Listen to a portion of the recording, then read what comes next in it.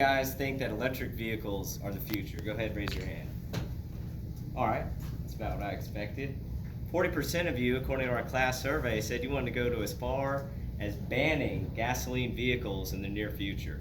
Well, today I plan to convince you as to why we should not ban gasoline vehicles, just as far as in the near future at least. As far as personal experience, I was a former automotive technician, and I do plan on becoming an automotive engineer, so I feel qualified to tell you about the future of our automotive industry. There are two main reasons why we should consider not banning gasoline vehicles in the near future. The first comes down to energy density, and the second comes down to the actual infrastructure that we have concerning electric vehicles, and we can summarize that as EVs.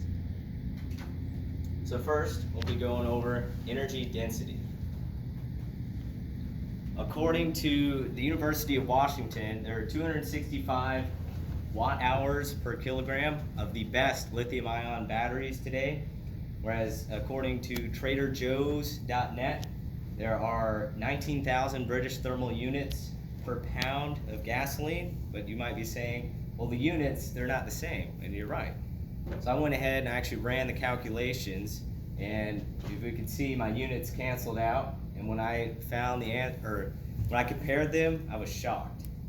It turns out that gasoline has 49 times more power per pound than the best lithium-ion batteries today. I found this insane.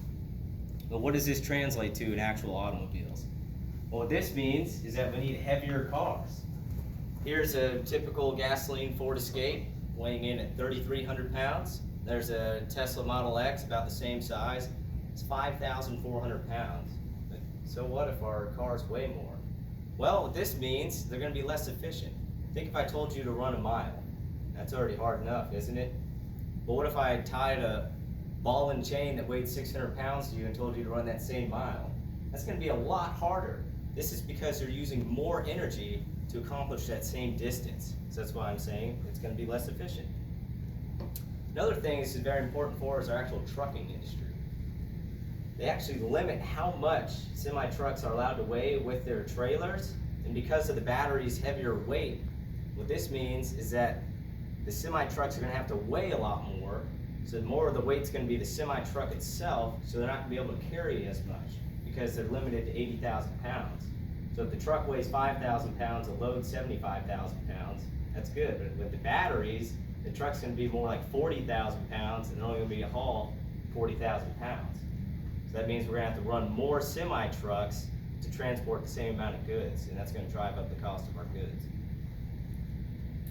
Another issue would actually be the physical size of batteries compared to gasoline.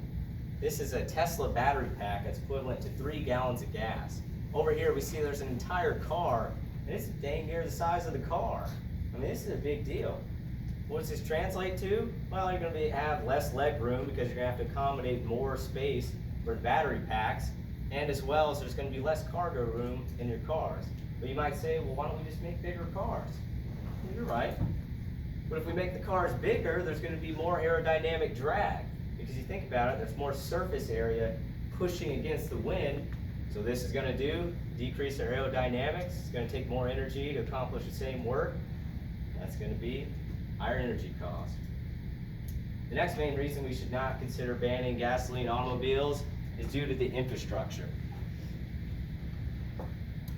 According to Reuters.com, a media site, there are 43,000 charging stations in the U.S., while according to the American Petroleum Institute, there are 150,000 gas stations in the U.S. This means that you're going to have to travel farther, and it's less convenient for you to actually find a charging station. Another issue with charging stations comes in the time it actually takes to charge your car. It takes 3 to 4 minutes to fill up your car's gas tank and you're on your way.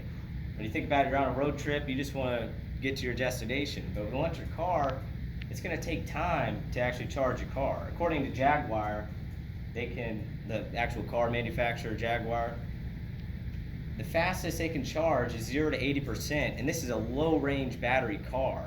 So if there's a high range battery car, this time is going to be much greater.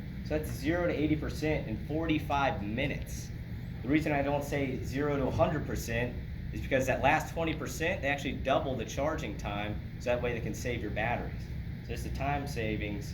Gasoline has time savings compared to electric vehicles as well. Another issue comes from, according to TheVerge.com, another media site, the U.S.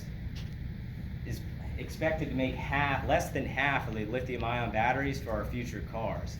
Well, this is important because it's going to make us depend on foreign countries, and this could subject us to supply chain issues and, very unfortunately, unethical mining. I have some images of the Congo where they actually use child labor to excavate lithium, which is what this kind of mud-looking stuff is. It's actually lithium for the lithium-ion batteries. And they export 60% of the world's lithium right now, and that's being done using child labor, which is not okay. But in summary, when you think green, you might not want to think clean. You might want to think about energy density and infrastructure issues. Overall, I hope I supplied you guys with some valuable insight into our automotive industry and some of the problems associated with it. I look forward to seeing everyone else's speeches, and thank you.